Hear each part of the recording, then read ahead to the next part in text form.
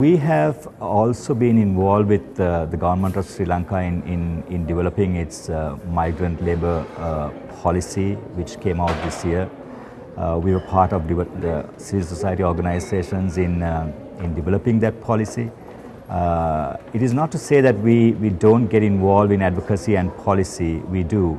But I think more importantly in migration and development, in my view, is a bottom-up approach.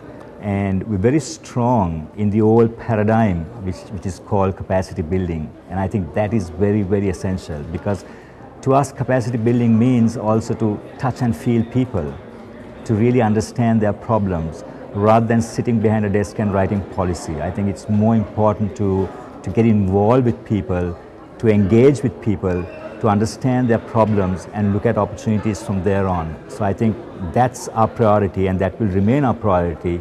We will look at bottom-up approaches. Having said that, it is important that governments also, our government also realizes that policies, bilateral agreements are very, very essential in the migration process. And what I mean by bilateral agreements is not simply signing a document and saying we are going to send you X number of workers to your country. I think there are lots of other aspects that are required to be built into these agreements. Priority number one is essentially looking at the health component of these migrant workers.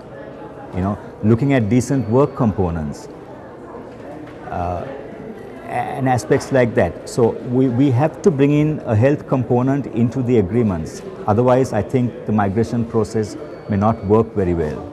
The health is a critical.